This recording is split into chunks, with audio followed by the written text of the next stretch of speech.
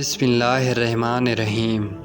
ایک دفعہ کا ذکر ہے کہ حضرت موسیٰ علیہ السلام کو اللہ تعالیٰ نے حکم دیا کہ سمندر کی طرف جاؤ، وہاں 3 کشتیاں ڈوبنے والی ہیں۔ حضرت موسیٰ علیہ السلام فوری حکم الہی کی تعمیل کرتے ہوئے سمندر کی جانب چل دیے۔ ساحل پرسکون تھا۔ بہت دور سے ایک کشتی آتی ہوئی دکھائی دی جو آہستہ آہستہ ساحل کی طرف بڑھ رہی تھی۔ ابھی وہ کنارے سے کچھ ہی فاصلے پر تھی کہ حضرت موسیٰ علیہ السلام نے آواز دی کہ اے کشتی والو، اللہ کا حکم آنے والا ہے، ہوشیار رہنا۔ انہوں نے جواب دیا، آپ جانتے ہیں کہ اللہ کے حکم کو کوئی نہیں ٹال سکتا، ہم تو اس کے بندے ہیں جو حکم الہی کے پابند ہیں۔ کشتی والے ابھی یہ بات کہہ ہی رہے تھے کہ اچانک ایک موج اٹھی اور کشتی ڈولنے لگی۔ سوار اپنے آپ کو بچانے کی کوشش کرنے لگے۔ اتنے میں ایک اور زبردست موج آئی اور کشتی کو اپنے ساتھ بہا کر سمندر کی تہہ میں لے گئی۔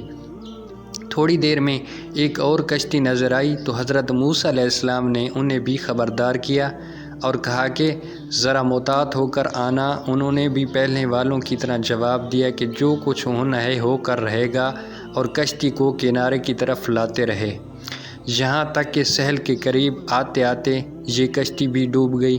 حضرت موسیٰ علیہ السلام اللہ کی حکمت کے بارے میں سوچوں میں محو تھے کہ انہیں ایک تیسری کشتی آتی دکھائی دی۔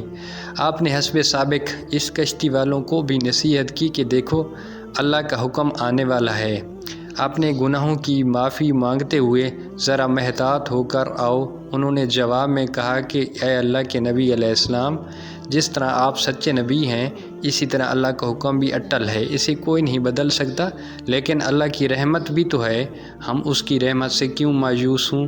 لہٰذا ہم اللہ کی رحمت پر بھروسہ کر کے آ رہے ہیں، اور اپنی رحمت کے صدقے میں سے ہمیں ضرور امن و سلامتی کے ساتھ کنارے پر پہنچا دے گا۔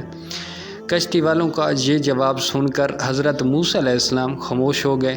جب کشتی بحفاظت کنارے آ لگی تو اللہ کے پیغمبر سوچنے لگے کہ اللہ نے 3 کشتیاں ڈوبنے کا فرمایا تھا، 2 تو ڈوب گئیں لیکن تیسری سلامتی کے ساتھ کنارے آ لگی ہے، یہ کیسے بچ گئی؟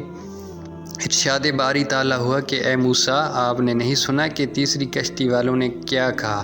انہوں نے میرے حکم کو تسلیم کیا تھا، میری رحمت کو آواز دی تھی اور اس پر پورا توکل اور بھروسہ بھی کیا تھا، تو اس لیے یہ کشتی میری رحمت کے طفیل بچ گئی، کیونکہ جو بھی میری رحمت کے دروازے پر آ کر صدا دیتا ہے میں اسے نا امید نہیں کرتا۔